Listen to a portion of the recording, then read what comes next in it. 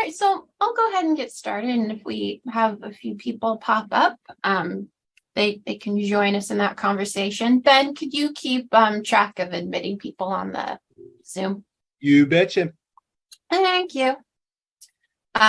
So thanks for coming, everybody. I see a lot of familiar names, which is exciting on our end. Today we're going to be talking about data and stats.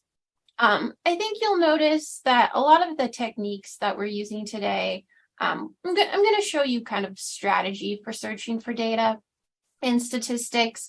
I think this is our very last workshop about how to be effective Googlers. So thank you for joining us through these workshops. Like I said, I see a lot of familiar names. I hope this has been helpful for you. So let's get started and just kind of round out that very last workshop that we have going for this series. I'll share my screen.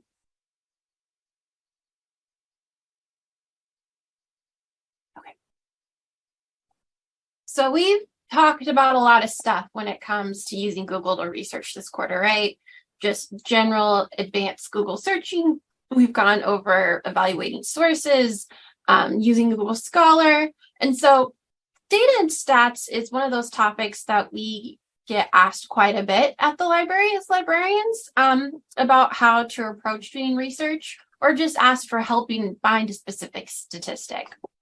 And so I think statistics and data can be like really helpful in telling a story, right? Like there's a lot of like narratives that are told through numbers. But I also think when we approach something like data and statistics, it seems like we have a really simple question that we're trying to ask.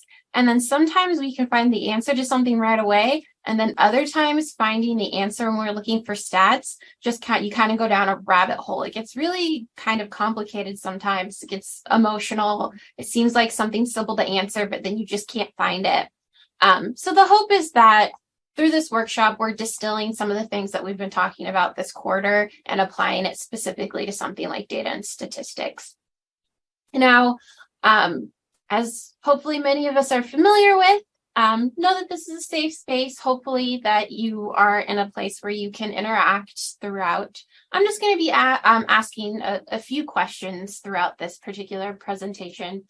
And then please know that anything that's put in the chat box is transcribed automatically, and that there will be an evaluation form at the end for you to get that extra credit. So we will be letting your instructors know tomorrow that you've attended this particular workshop.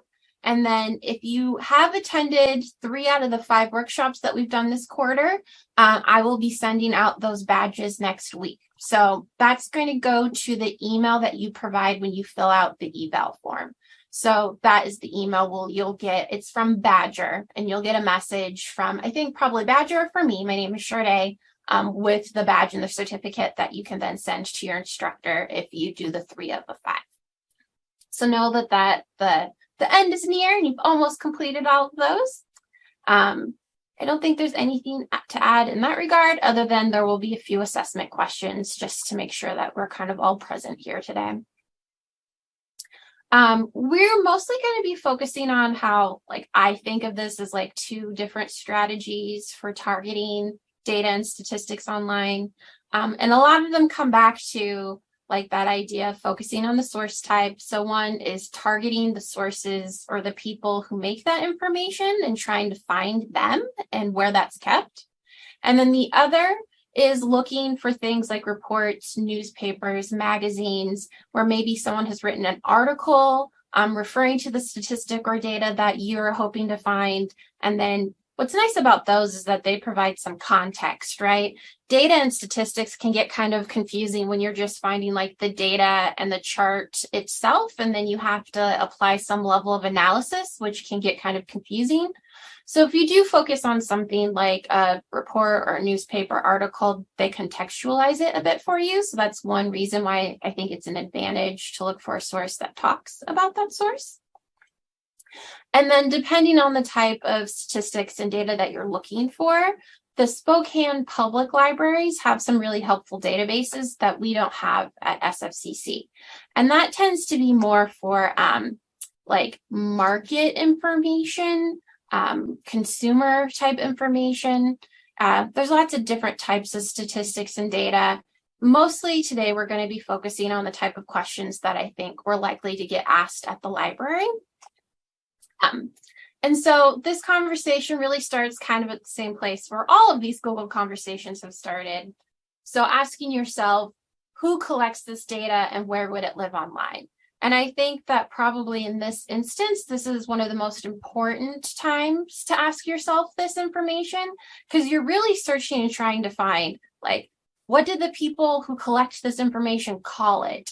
Like, everything's a website, but like, what type of website do I want to focus on? So in this instance, I'm going to give you specific types of sources that I think will be helpful to focus on.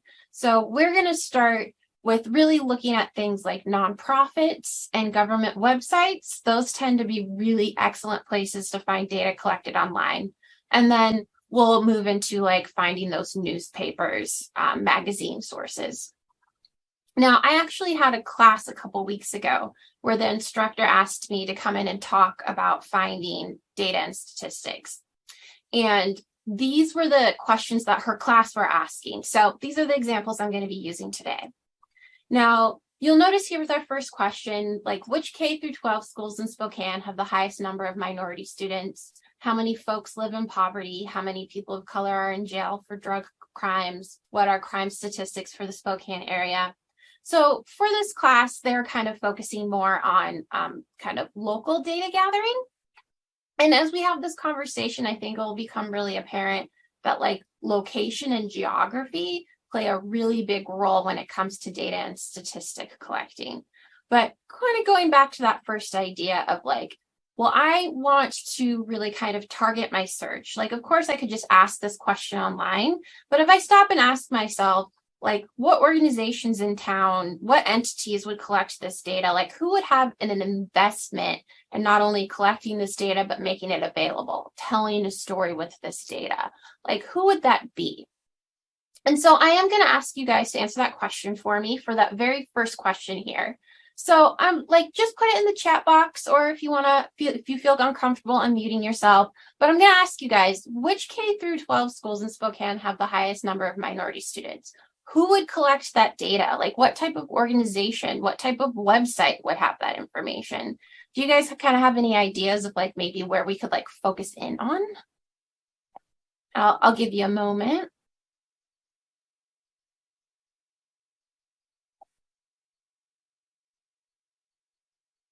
And if you want, you can just put any ideas in the chat box.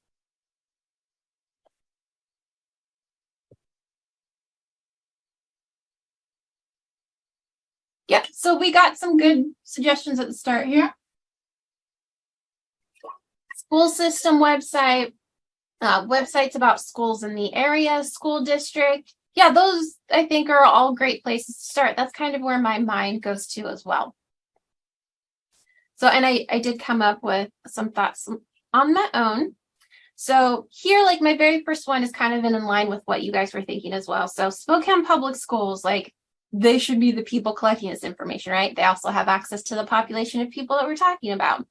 But going back to that idea of like geography playing like a role, like something like the Washington State Board of Education, like that's maybe at like a bigger level, but I think they would collect information like this.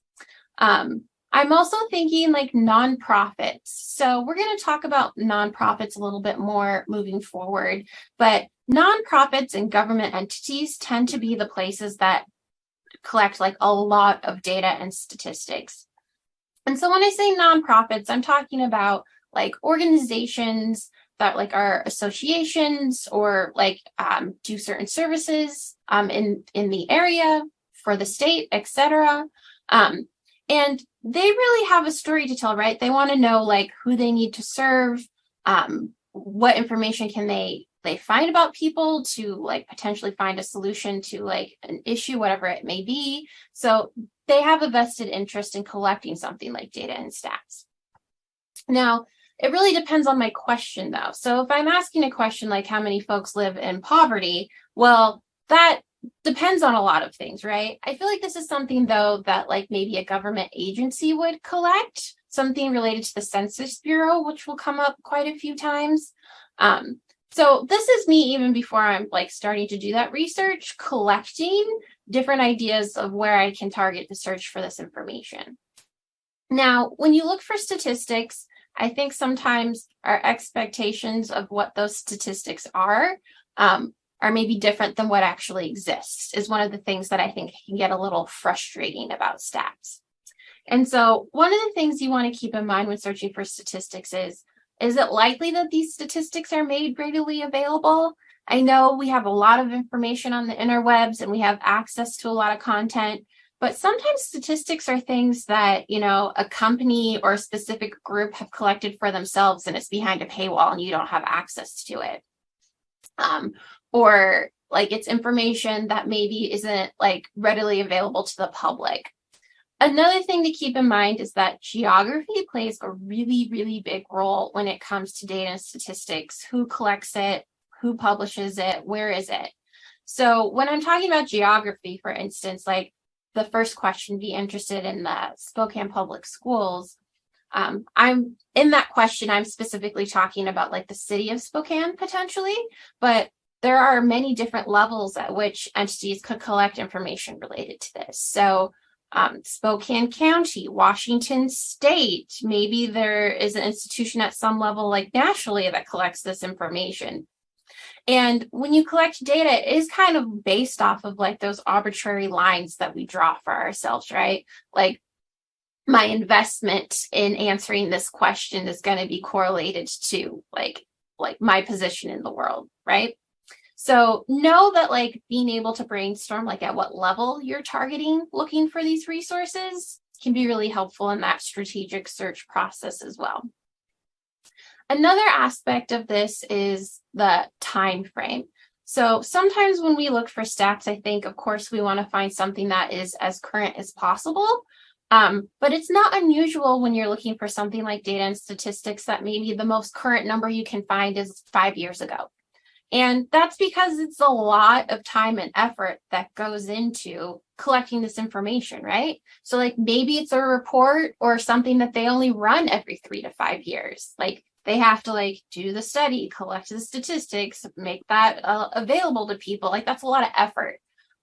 So when you're looking at statistics, it's sometimes hard to know when that endpoint is for your search. So I might find like what I'm looking for, and the last time like I was able to find published information was 2019, which feels, like a little, maybe a little long ago. But at that point, I might have to just continue my search a little bit. And if I can't find anything else, kind of accept the fact that like that's the most current data that I can find.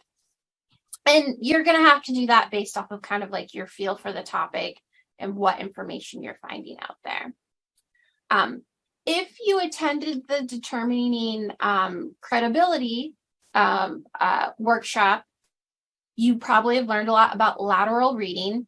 So I do have to say that statistics tell great stories, but also they can be used in a lot of ways to maybe tell untrue stories. So you have to really ask yourself, like, who is publishing this information? How are they using it? What investment do they have in it? And so it is good, of course, always to evaluate your source. And this is actually a link in the presentation that I'll give you access to later. Some questions to ask yourself when you're looking at things like statistics, how to evaluate them, which I think can be particularly hard when you look at particular tables or charts, the interpretation of them, how they're displayed. Sometimes they are made to trick you. So when you're using information like data, definitely take that time to evaluate that source, because data, I think, sometimes is notoriously used for information that, oh goodness, I'm trying to scale this back. Sorry, you guys, 1 second. There we go. So hopefully this is where all the lessons of the workshops that you've been attending so far come and play, because it's all kind of integrated into itself, right? All right, and then, sorry, when I have the share screen thing on, it kind of gets in the way of me being able to navigate those tabs at the top. So, okay. And then my last tip for searching in the databases, Search terms matter probably even more in this situation because the way that the people who publish the information maybe are describing it differently than how I'm asking the question. And I'll show you an example of what this looks like when we go into our examples, which is at this moment. I am going to stop and I feel like that was like a little bit of stuff. I didn't know if there's anything you wanted to add, Ben. It maybe is fine, but you might have thought of something as I was talking. So far so good. Okay. I think there's anything I'd like to add. No, I don't think so. Okay, but feel free to interrupt me if you want to at any point. Or not interrupt, add to the conversation. Yeah, I would never interrupt. Yeah. So we're going to talk about our first strategy here, which is targeting the sources that collect that data.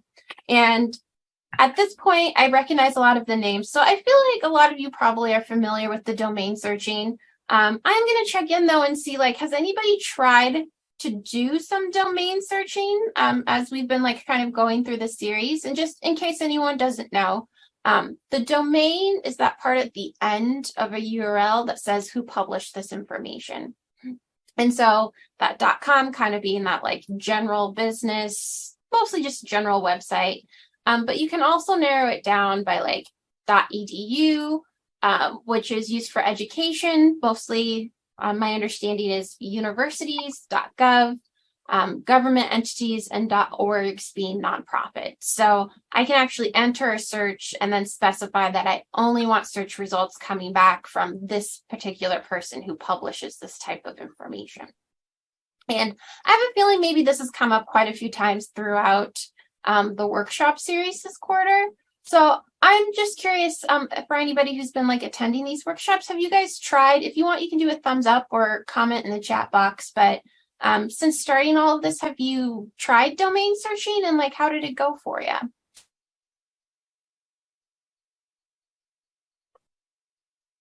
And you might not have, but I'm just curious.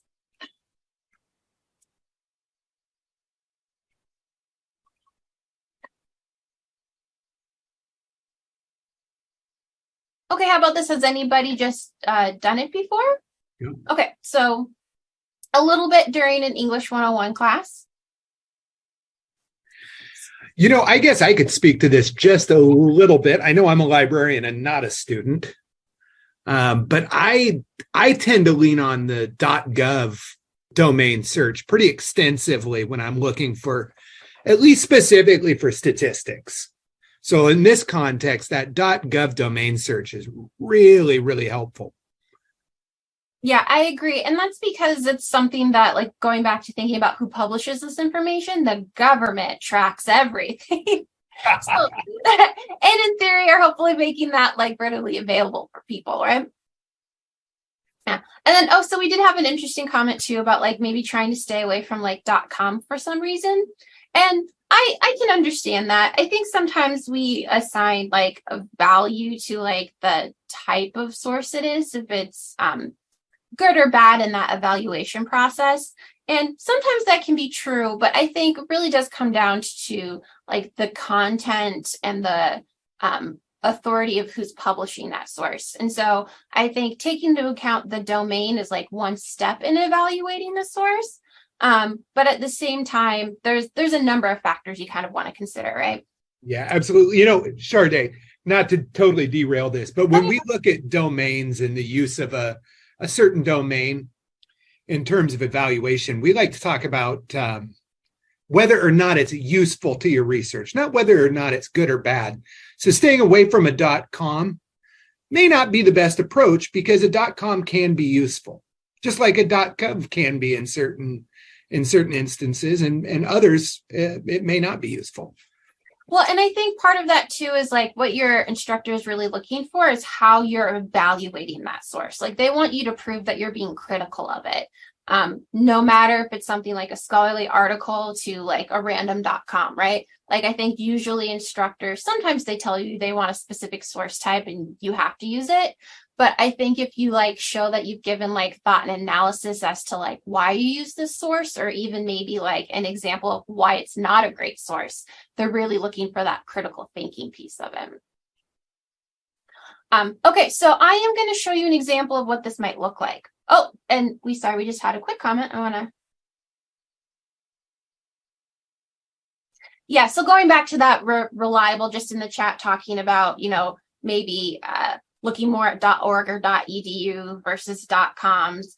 Like, yeah, I think when we get into that conversation about reliability, like kind of going back to that like critical analysis, like thought of like interacting with that information. But thank you. I really appreciate you guys all responding. Sometimes you ask a question, it goes into a void. So I appreciate you all interacting with me. So now let's go into a couple of examples. So I'm going to use this first question that I got from the instructor. Which K through 12 schools in Spokane have the highest number of minority students? Now, in this instance, I would think going into the search that either I want to start looking at websites that are either .gov or .org. Like I'm going to target those specifically within my search. Because I think that's where that information is most likely to live. So I'm not just going to start with like that general search asking that question necessarily. I might make this process easier on myself if I target those specifically. On the slide here, I do have a couple of examples of like what a nonprofit is. Ben, I don't know if you want to talk a little bit about like nonprofits more.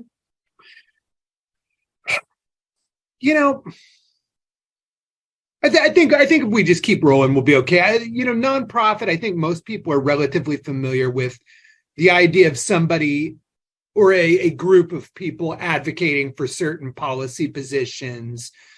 I'm trying to think other instances. Really, I mean, that's what we're looking at here, right? There's no profit motive. It's usually some sort of policy motive or ethical motive that sort of drives their organization.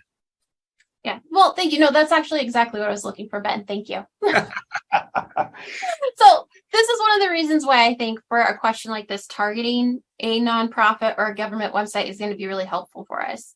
Now, yes, so exactly, not for profit. So going back to that, like they exist for like usually like an ethical or a policy reason. And a part of that is really advocating for those policies or those ethics that the nonprofit stands for. And to do that, you need to collect data to tell a story. So that's why we often find a lot of statistics in something like a nonprofit. And that's one of the assessment questions. So if you're taking notes, that's going to be at the end. Now, when you search for something using a domain, you're just going to enter your search like you normally would. And at the end of that search, you put site:.org or .edu or .gov. And that will make it so your results only come back from sites that have that ending. Now, I want to show you an evolution of what a search would look like when I'm trying to ask this question of something like Google. So in this example here, I've just typed in my question as is, as you can see on the screen. So as I look through the results that I have so far, like at this point, I'm not applying the domain or anything. I'm just asking. Some of my results look kind of interesting, but I'm definitely noticing at this point that like I'm getting a lot of information about like school rankings and then websites about like the actual schools themselves.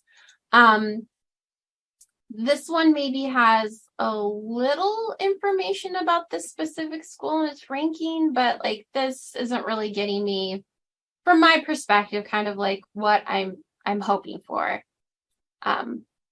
It honestly feels like a lot of advertisements to me as to like which schools are the best schools in Spokane County, 10 best private schools, come to our school, which at some point I think there has to be like some SEO, like the schools have paid somebody to make that be the first search result, it feels like to me. That's not answering my question at all. So in this instance, I might go back and ask the same question, but this time I'm asking it only to find websites that end in .edu because, again, it's education. I think that this has the potential maybe to find me some helpful resources, but at the same time, I'm also noticing that a lot of information is coming from like colleges Mhm. Like this is UW, Seattle University, Spokane Falls. I mean, of course, I'd want to click through a number of these results, maybe go past page one. But like, as you can see, the descriptions of the search results I'm getting here, like these aren't even related to like K through 12 schools. And so in this instance, I would guess that that's because that .edu tends to pull information from like university college level type stuff.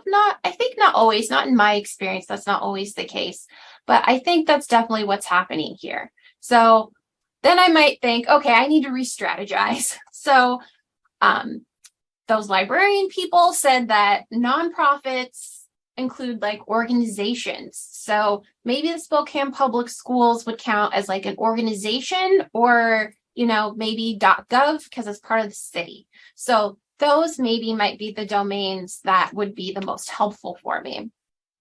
So in this instance, you can see here, I've changed that to the site .org. So now all of my resources now are coming with .org. So in this instance, we can see that since I am definitely looking at the Spokane area, I am getting kind of more information about like high schools in the area that are less like ranking up the schools. I do have a source at the top here, school enrollment by race or ethnicity in Washington. So that feels a little bit more promising. I don't know much about Kids Count Data Center. I'm definitely going to have to look into them and kind of see who they are and where they're getting their information from. But this feels closer than my last couple of searches. Now, as I look at the data here, I can see, again, remember when I said like geography plays a big role into this? So it looks like we're looking at Washington as a state. So I mean, interesting in relation to the question I was asking. It has some current data that I think is interesting, but I wanted Spokane schools. And so I can see that over here, I can narrow this down by county. So again, that geography is playing like a big role, right? Like they've collected this information at a county level. So I'll say that I want to focus specifically on Spokane. I feel like I'm getting closer. So location Spokane, it provides last 10 years of information, but like I'm not really seeing any option here to focus on like the city of Spokane. Like at this point, I kind of have to evaluate like my question and my information need. But, at first I really like maybe for whatever presentation or paper I'm writing, like I really wanted to focus on like the specific schools within Spokane. And while this is getting me closer, I haven't quite gotten to what I was looking for. And like sometimes at this point, maybe this is all you can find in your search, or, you continue down that path and see what else you can find. So this is going to be an example of me thinking, okay, I know I need to kind of target the people who publish this information. We already kind of brainstormed at the start of this session, who would put this information out here, right? So instead of just asking my question and putting it out to the interwebs, I'm going to take some more control over like my search results. So in this instance, I'm going to try Spokane Public Schools, and I'm going to put quotations around Spokane Public Schools. I don't know. You guys can just do the thumbs up on your screen if you're able to. Have you ever like put quotes around search terms when you've searched in something like a library database for like maybe an English 101, English 102, like that type of a class? At least one person that has, it looks like. Yeah. A couple of them. So know that kind of those like tips and tricks that you use in something like a library database also work in Google as well. So by putting the quotes around Spokane Public Schools, I'm telling it that I'm looking for just this one phrase. I want all of these words together in this format. I'm telling it like this is the specific idea I'm looking for. And then instead of like phrasing it as the highest number of minority students, I'm going to say demographics, right? Because when this information is published, I feel like it's most likely to come out in some sort of like report. And like, what are they going to call this in a report? Like the way that Google searches is that it looks at like the title of the web page, how many times a certain term appears on that web page and is linked to other pages. So another way to describe what I'm looking for is demographics. And so this is what I meant at the start when I was talking about like your language really matters, because I'm trying to guess at like the people who put this information out there. What would they call it? What would Google recognize when it's searching on those websites? So you can see this instance, we've changed it from asking a question to being really targeted in like where we're searching and how we think they're going to talk about it. So here I have some interesting options. Again, we're still limiting the domain to the .org. So, which was a good guess. I think going into this, I would have guessed .org or .gov. You can see here that Spokane Public Schools, so good guess on our part, thinking about who would collect this, is a .org. And so I think that's because it's like an organization like Spokane Public Schools itself. So in this instance, let's go ahead and try like this first link here. So whenever I see like district data, like a data collection source, I kind of get excited about that. So yeah, this is information that the Spokane Public Schools have collected about themselves. Notice that asking that question of Google didn't get me anywhere near the Spokane Public School District data. Like that didn't come up at all. I could have asked for like maybe adding the search term data into that could have helped as well. I definitely think focusing on that domain helped too. So in this instance here, I can see that we have demographics. So it's definitely pulling that term demographics from this page. Now I can look at demographics for the district, or I can go through and look at each individual schools. And so since this is public schools, it's only going to focus on K through 12. And then there is an option here to filter by race. So this is also an example, I think, of like when we're looking for like the data source itself. Like I would love it if there was like one big chart or graph comparing all of these schools, so I didn't have to go through and like click on each one of these. But you know, depending on why I'm asking that question, how I'm planning on using that information in my paper or my presentation, you know, it might be worth it for me to click through and compare like these to see, you know, to answer that question I had originally. So, and I think that goes back to like the data or the statistics not always living in the form that you wish it would. Like I found the information, but I am going to have to do a little work to go through here and like make that comparison on my own. So at this point, I could feel like, you know, like this is a good source for me and I'm willing to do that. I could continue to search, but I do feel like I've found like a pretty authoritative source that kind of answers my question. Now I'm going to pause there and see if you guys have any questions, if you're feeling good, if those strategies, you know, felt like something that you feel like you could repeat in the future. And if you want, you can just, again, do like, just put in the chat, like, sounds good, or do a thumbs up. I just want to make sure I answer any questions you might have. Got a couple thumbs up. Awesome. Good.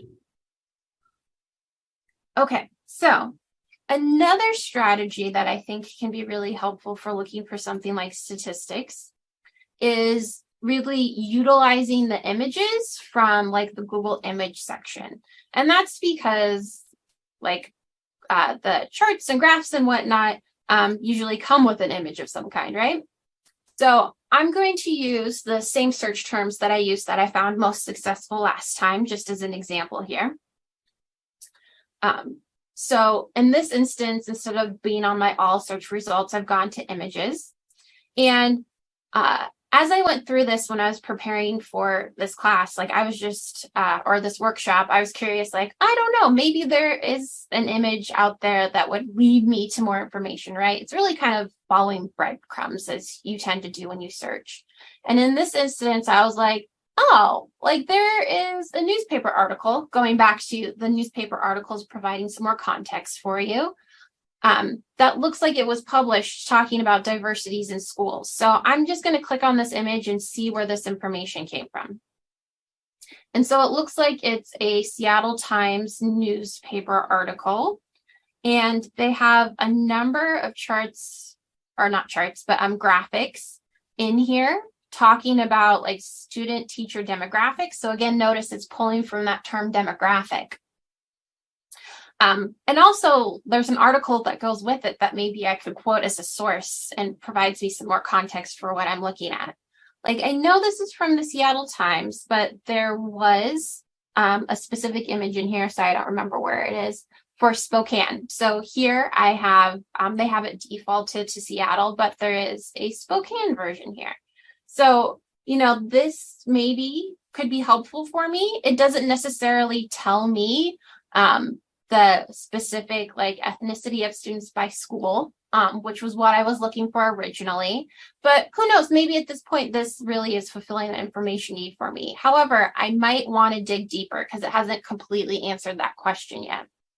And so this is where we're going to follow some more of those breadcrumbs.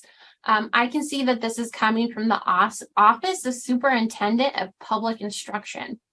And so I'm going to Google that and see if they have some more information that could be helpful for me. And sorry, I'm going to move this along with my slides so I don't outpace myself here. We found the article. Here we have the Office of Superintendent. And so I'm going to go ahead and Google Office of Superintendent of Public Instruction. Now, I would not have thought of this on my own, but by following those breadcrumbs, this looks like it's going to be super helpful. Again, this is where geography comes to play a little bit. It's the Washington State Office, the Superintendent in Public Instruction. So again, we're thinking of another source that would look for this information. Of course, we're going to evaluate this source to make sure that the quality of our information feels like it is accurate and has some authority behind it. Referring back to that lateral reading workshop the other week. But in this instance, of course, I'm going to look for something that's data reporting. Honestly, I just kind of messed around in here because you just kind of have to guess. And I thought, well, display data probably would be the most helpful for me. And then in this instance, it operates a little differently. It is pretty common that probably you see something like a report card mentioned from a school perspective, the way that schools are analyzed for how they're doing well, that assessment of education. But anyways, in this instance, I can see that it looks like there are some data options for me here. So I want to see data for a specific school. In this instance, I know that we're coming from a statewide perspective. So I want to see what options I have that would help me narrow in on Spokane School District. So here we have Spokane School District. So I'm going to pick that one and hope that maybe it gets me closer to the actual schools themselves. And then in this instance, it's looking kind of similar to me. It's giving me some more information than I probably wanted to at first, but I'll take more as long as it answers my question. And then I can see that this is very similar to the other data that I found from the school district from before. It looks like I do have to click on the individual schools to get that information. But let's see what we get here. And then here, I have to choose. So I'm going to go with enrollment because that's kind of related to the demographics, right? Mm-hmm. So in this instance, it's also providing me some other helpful information related to the program, gender, race, ethnicity. So once again, I have found another data source that is providing the information for me. In this instance, I'm able to download and export some of the information. So that might be helpful moving forward. But you can see that's a different way of how I was able to answer this question, right? Because I followed the images this time. So there's lots of ways to get the information that you need, but I think those two kind of tricks are particularly helpful in how to approach this. All right, I'm going to pause there and see if you guys have any questions before I move on to the next section. We already talked about them. Okay, so and I just have this slide as a reminder. I'm not going to do an example for everything. I think kind of digging into one example and following that through is more helpful. But know that everything that we just did as far as following the images, using the domain searches, thinking of where to search, and experimenting with our search terms apply to searching for something like government websites. And this, again, is going to be based off of the question you're asking and who's likely to collect that information. Mhm. So the government is probably going to be the answer to that question a lot of the time. So everything we just did also applies to searching for government websites. Now I want to talk about like that next strategy, which is looking not just for like the data itself and who published that data, but who's maybe written a newspaper article, a magazine article, like put out a report. And like I said before, what's nice about finding data and stats this way is that they've provided a little bit more context. Sometimes it can be harder to interpret like that data or the stat itself. It requires a lot of understanding on your part to parse that out. So it's nice when you can find a source that like details to you, like, what does this mean? Provides some context. Now, at this part, I think a lot of times this is where we see people more often go, well, like scholarly articles are full of data. And that's true.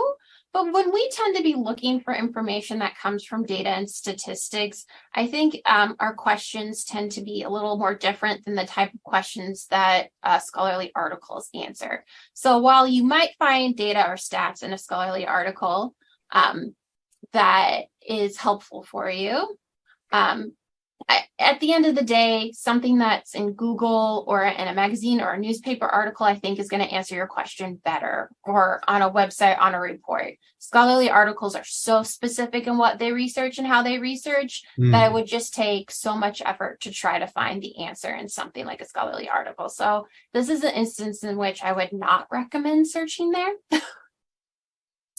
However, that doesn't mean I don't recommend using library databases. Library databases can still be helpful for finding information.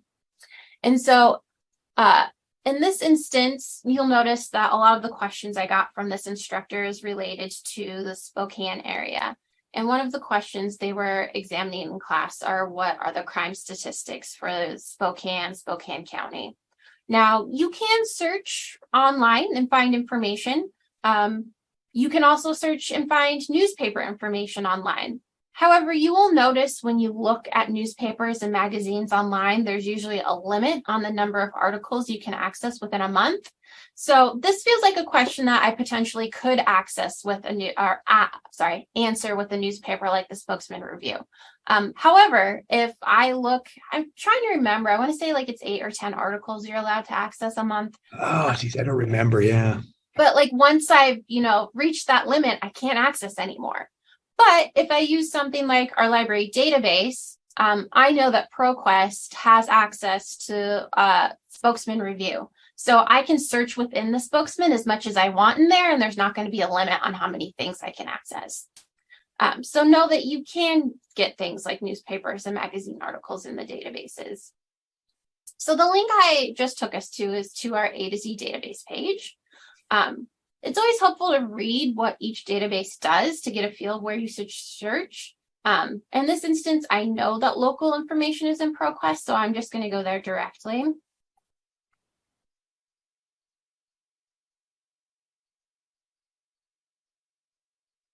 Yeah, I felt like I did that wrong. 1 second. It must be the pressure, Sharday. No, I was doing it wrong when I was by myself earlier. My brain just stopped working. Okay. So what is nice about searching in something like the library database is that you do have more control over your search. Now, in the example I'm going to do right now, I'm going to keep it kind of broad because the question I am asking is kind of broad, but I also want to keep in mind that all those things still come into play, like geography and like how I'm trying to answer this question. But know that we can use all our filters like we normally would. So focusing on a specific source type, going back to how important that source type is, looking at only full text articles, or even telling it that I want to search within like a specific news article. So in this instance, I am going to keep my terms really broad.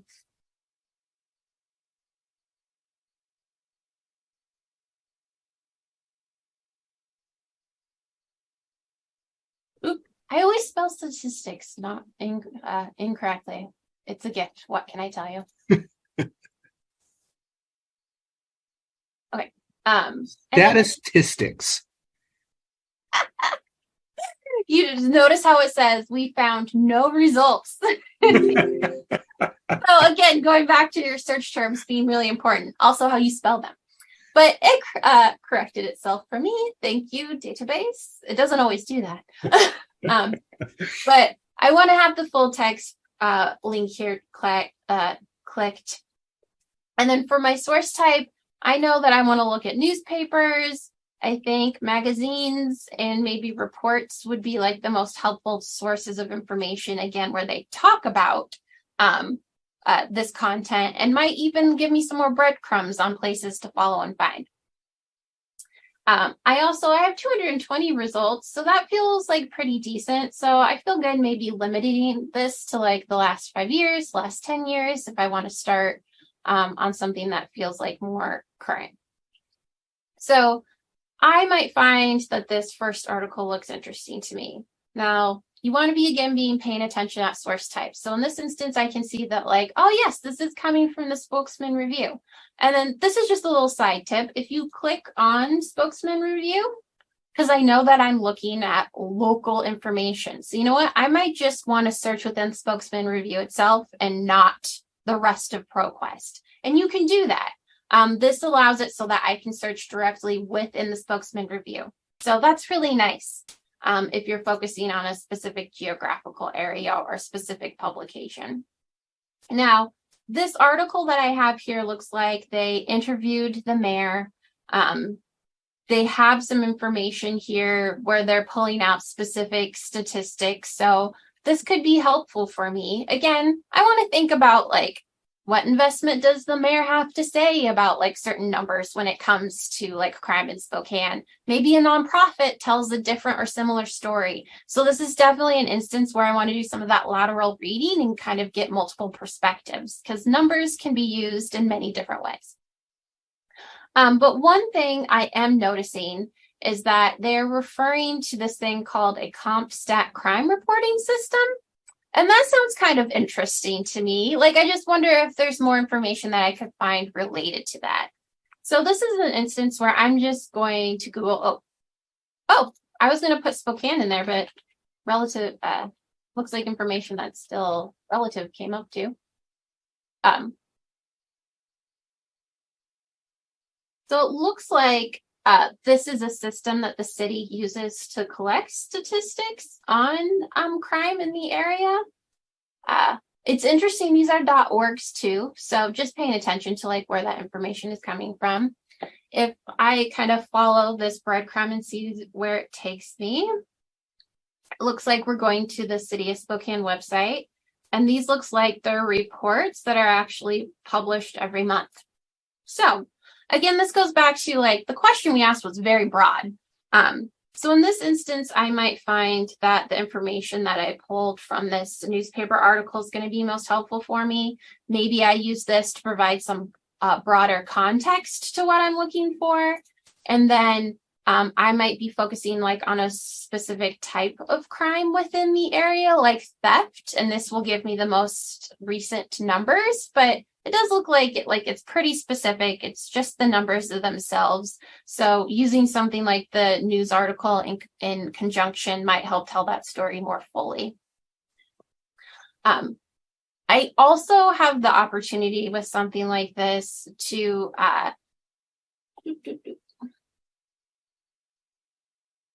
use the Google Advanced Search. So if anyone was able to attend the Google Advanced workshop, this will look very familiar. Basically, Google Advanced changes your search results so that, or not your search results, your search so you have more control of it. It looks similar to something like the library database. You can see we have a lot of individual boxes here. And again, the filters look similar to the library database itself. So I'm just going to try something like Spokane crime statistics. And then this first box here is kind of similar to the regular search box you search when you search in Google. I'm nervous now. I can't spell it. It's looking good to me. There we go. Okay, but I can utilize these boxes so that I have more control, like I said, over that search. So going back to where I think this information lives. So I definitely want that to find the term Spokane crime statistics, but I'm open to them finding the word report, or I could call it publication, something that I would be used to describe where this type of information lives. In this instance, I'm just going to say report. It also lets me do that domain searching again. This time, all I have to do is type in that domain. I don't have to do the site port of it. And then again, me just being really strategic about thinking about where data and stats live. They tend to be in reports, and reports tend to be in PDFs. So PDFs you find often linked from certain websites.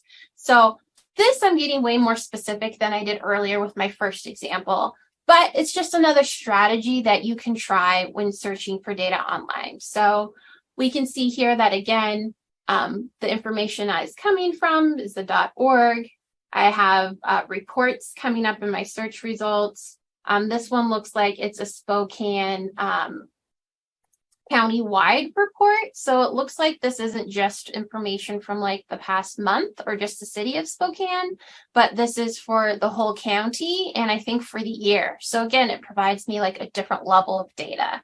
So when we do something like research, finding multiple sources that give us different perspectives that we can analyze in different ways usually makes that like a better paper, a better presentation, right? So I have lots of options here, like what level I want to like dig into answering this question and providing some analysis to it.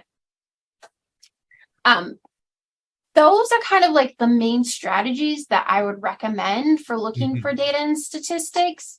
Do know that, like I said, it's very dependent on the type of information that you're looking for. So the examples we've had so far have kind of been about like questions you might pull up for like a research paper.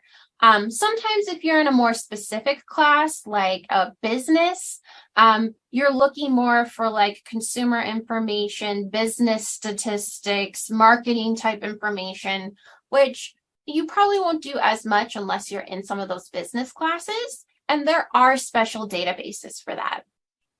This is where I would recommend using something like a Spokane public database. So I'm just curious if any, and again, we can just do the thumbs up stuff. Do any of you like have a Spokane Public Library card? We got one person. Well, I have one. Yep, we got two. Awesome. Hey.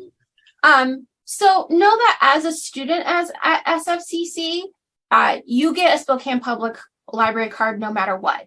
Typically, it's based off of where you live and you pay taxes. But as a student, you can sign up for one, which is really nice because it gives you access to all of their digital resources. When typically you live out of the city, you don't have access to that. And the Spokane Public Library does have access to some resources that we don't. So just in case anybody doesn't have a Spokane Public Library card, I'm going to put that in the chat real quick. Know that you can sign up with your student information and there's instructions on here. And I'm going to suggest this because, like I said, they do have some databases and resources that we don't. You've probably, maybe if you've ever used it for something school related, they have like Canopy, which is like streaming video. But in this instance, and I'm not going to show these specifically because these are kind of a little bit harder to show without like a specific like businessy question that you're answering. But I do think it's important to know that these exist. So the Spokane Public Library has a database called Business Source Complete. So it has full text articles related to like marketing, accounting. You will also find things like data and statistics in there based off of, what that question is. They also have Gale Business Demographics Now. And so this is really nice when looking for like consumer business statistics. Like if you start having questions about like, I want to open up like a small coffee shop where we sell like a certain type of merchandise. I'm curious, like how many people in this like area would be interested in buying these type of consumer goods or coming to this location. Like this is the type of business of information that they can supply. There's a couple other resources. I haven't really used the data Axle reference solution before, but again, similar information related to market research. So this could be related to a class, or I don't know, if you want to start your own small business and you need to prep for that. They have resources for it. You can also meet with a Spokane public librarian and like they will help you, like they have a business librarian who will help you with this as well. And then Statista, we're getting kind of more in depth. You can only access it at the library downtown itself. Like it's a database that is only accessible like there. So if you make it to that level, know that it exists. But the public library can provide access to it. Ooh, sorry, real quick. And let's see, I think I did. Oh yeah, I did link to that page. So the way that you would find this information is that it's just listed off of like their digital resources. So when you go to research and learn, these are all the research tools that are available for you, and you would just enter your card information just as an FYI. Okay, so that's the majority of what I have for you today, which is a good thing because we have 4 minutes left.